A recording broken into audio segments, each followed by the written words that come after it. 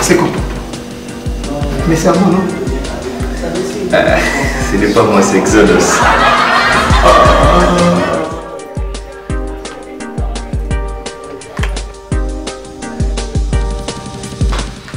Je vais payer l'heure pour Exodus. Aujourd'hui c'est le 12.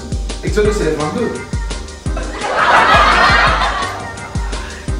Je veux regarder que l'heure.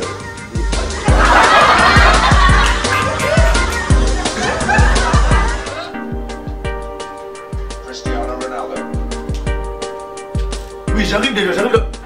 Attends, attention. Oh. Mais vous n'irez pas Exodus. Oh. Mais c'est maintenant déjà. Oh, c'est maintenant déjà. Mais oui, c'est maintenant, je peux déjà partir. Il faut aller se préparer.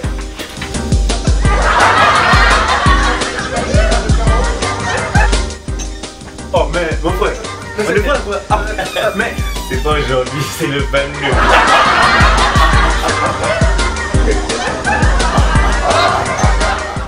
Oh, mais c'est quoi ça? Daniel! Quoi? Jury!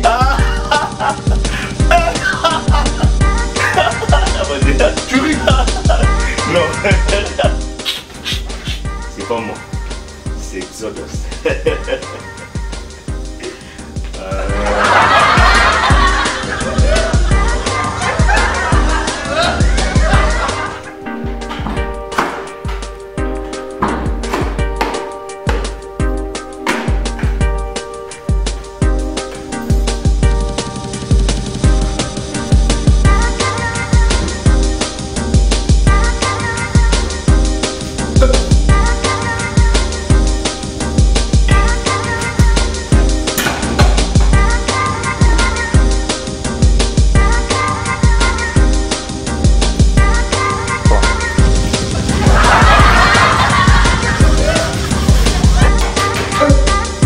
Daniel!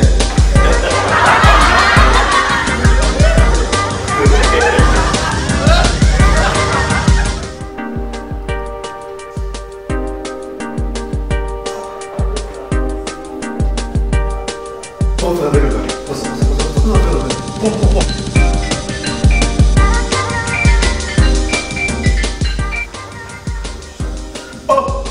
Mais qu'est-ce qui se passe? Vous êtes en train de prendre des photos comme ça. c'est pour Exodus. C'est pour Exodus, oui. C'est pour Exodus. Oui. Oh, Exodus, c'est quoi? Non, c'est pas. C'est un Alex. C'est pas ton nom.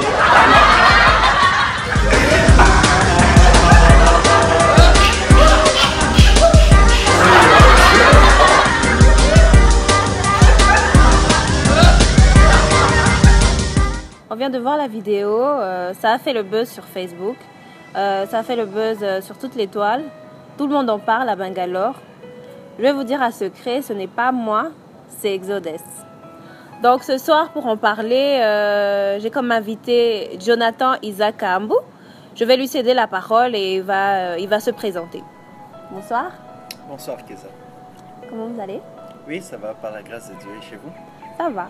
Donc, je vais vous laisser vous présenter. Tu vas te présenter un petit peu. Je vais te tutoyer. Tu vas te présenter. Tu vas nous dire qui tu es. Donc, voilà. Merci pour la parole. Je suis Jonathan Isaac Kambu, comme vous l'avez dit, et responsable du Prayer Team El Bethel, qui est le groupe de prière de l'église El Bethel qui se trouve à Maratali. Et c'est tout ce que je peux dire. D'accord. Donc, comme tout le monde en parle, tout le monde se demande aussi ce qu'est Exodus. Donc, j'aimerais savoir, comme beaucoup de gens ici, ce qu'est Exodus. Donc, explique-nous un peu ce que c'est en fait. Voilà, j'ai reçu beaucoup de questions partout sur le net. Les personnes me posent la question, c'est quoi Exodus? En fait, Exodus, c'est un mot anglais. En français, ça veut dire exode. Exode qui veut dire simplement la sortie d'un lieu vers un autre. Oui. En fait, Exodus n'a pas directement la pensée de la sortie des enfants d'Israël de l'Égypte, mais c'est simplement pour parler d'une sortie d'un lieu vers un autre. Et dans Exodus, nous parlons de la sortie de l'Église, de ses bâtiments vers la rue, parce que nous croyons au concept que Dieu est sorti des bâtiments du temple même pour aller dans la rue. Dieu est dans la rue actuellement. Et d'où le concept de Exodus. Nous sortons du cadre de l'église, nous sortons des bâtiments de l'église pour aller maintenant dans la rue. D'accord. Bah, ça a l'air intéressant. Mais qu'est-ce qui va faire la particularité d'Exodus? Parce qu'il y a eu tellement d'événements à l'église. Donc, qu'est-ce qui va faire la particularité d'Exodus? Qu'est-ce qui va nous faire nous bouger pour aller à Exodus? Bon, Exodus, déjà, j'aimerais préciser que cet événement, actuellement, c'est la première édition. Nous commençons ça simplement cette année, Exodus, et les années qui viennent, il y aura encore d'autres Exodus. Donc, c'est un concept qui va persister annuellement. Et cette année, dans Exodus, nous allons parler de après cela. Le thème, c'est après cela. Mais quelle est la particularité d'Exodus? Pourquoi Exodus? Déjà au tout début, c'est la pensée de Dieu. C'est-à-dire les événements peuvent se succéder mais ne se ressemblent pas. C'est-à-dire même lorsque Dieu envoie Adam, il envoie Abraham, il envoie Noé, il envoie Josué. Il succède des hommes de Dieu avec la même puissance de Dieu, avec le même nom de Jésus, mais pour un travail différent. Et je pense par la grâce de Dieu que les années vont se succéder et qu'Exodus aura toujours beaucoup plus à apporter. Et surtout, il faudrait préciser que Exodus a la pensée de donner une certaine ligne de conduite, une certaine vision même de l'année qui commence. Voilà même pourquoi nous organisons cela en janvier pour donner une vision, la vision du Seigneur et la pensée du Seigneur par rapport à l'année même où nous sommes. D'accord. Donc, si je l'ai bien compris, le thème c'est bien après cela. Oui, après cela. D'accord. Et comme j'ai pas très bien compris, je voudrais que tu me l'expliques encore. Qu'est-ce que ça veut dire après cela? Voilà, après cela, un thème qui aussi fait poser beaucoup de questions. Pourquoi après cela? Mais après cela est beaucoup plus tiré d'une pensée dans la Bible de l'histoire de Isaac, Jacob et puis d'Ésaü. En fait, nous pouvons remarquer une chose dans l'église ou où que ce soit. Au début de chaque année, nous prenons des résolutions. Nous décidons sur beaucoup de choses. Nous disons, voilà, cette année, je serai performant, cette année, je serai premier, cette année, je serai la tête, cette année, je vais encaisser beaucoup d'argent, cette année, j'entreprendrai, cette année, j'aurai ceci, cette année, j'aurai cela. Mais après cela, qu'est-ce qui se passe? Nos 31 sont remplis de personnes qui font des déclarations et beaucoup de choses.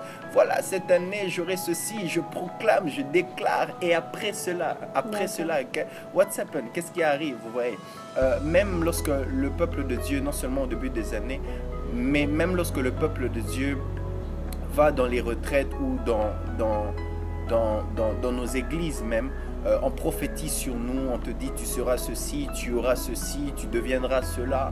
Mais après cela, qu'est-ce qui arrive? Nous remarquons une certaine léthargie, non seulement dans l'église, mais surtout dans le peuple de Dieu, en dehors même de l'église. Alors, il ne faudrait pas donner à Karl Marx raison lorsqu'il dit que la religion est l'opium du peuple. Donc nous ne sommes pas de ceux-là qui pensent que c'est l'opium du peuple, mais beaucoup plus la religion cette fois-ci sera le fortifiant même du peuple, sera le catalyseur qui va emmener le peuple à passer à l'action en fait. Donc la pensée de après cela, c'est voilà, lève-toi et puis passe à l'action. C'est vrai qu'on a prophétisé que tu seras ceci ou on a dit que tu seras cela. C'est vrai que tu as déclaré que cette année tu auras beaucoup d'argent, mais pour avoir beaucoup d'argent, tu dois travailler. Donc la pensée d'après cela, c'est travailler, le business, l'entrepreneuriat, la politique, tout dans tous ces domaines. Nous croyons que l'Église doit maintenant se lever et influencer aussi la société. D'accord, ça va, j'ai compris. Donc ce que moi j'ai compris, c'est que le thème après cela, c'est qu'il faut prendre les bénédictions, proclamer comme on a proclamé et le prendre et à bras le corps et le réaliser quoi. C'est vraiment ça, c'est en fait emmener à l'existence les choses à l'existence physique, les choses qui sont simplement dans le spirituel. La Bible déclare que nous avons été bénis de toutes sortes de bénédictions dans le lieu céleste. C'est-à-dire, c'est la bénédiction, nous l'avons. Je peux même dire que l'Église aujourd'hui est obèse de bénédictions. Quand je veux dire, Keza est béni, lorsque tu passes dans la rue, tu bénis une personne, la personne dit que Dieu te bénisse. C'est devenu aujourd'hui comme un merci, alors que Dieu te bénisse, c'est une réelle bénédiction que tu reçois.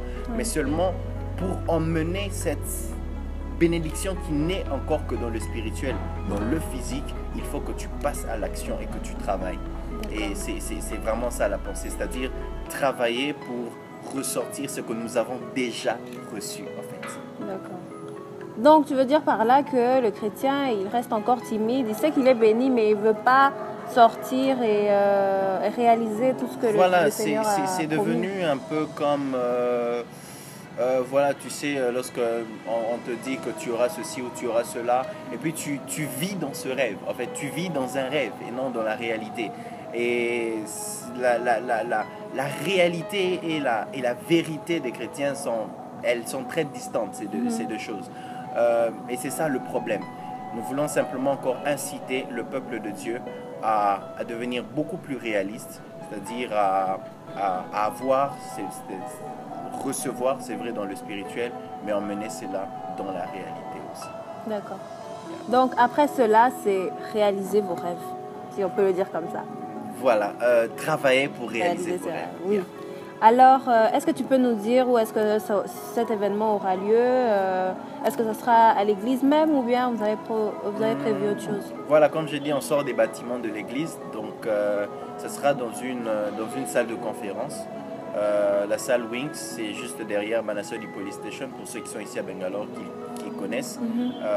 Juste derrière Manaswadi Police Station, le 22 janvier, à partir de 15h30. C'est vraiment pas un lieu où on peut se tromper ou se perdre en tout cas. Donc dès que vous êtes à la Police Station, derrière il y a une très belle salle là derrière. D'ailleurs je pense avec les vidéos nous allons voir les extraits de la salle et du lieu. Donc c'est déjà le 22 janvier à partir de 15h30. D'accord. Jonathan, je te remercie et j'ai vraiment hâte d'y être.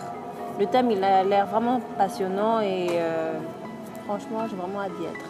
Merci beaucoup. Merci à toi. Et je nous invite encore nombreux à y être. D'accord. Donc on vous invite tous. Franchement, comme Jonathan me l'a expliqué, j'ai vraiment hâte d'y être et j'espère que vous aussi. Donc voilà, c'est Exodus.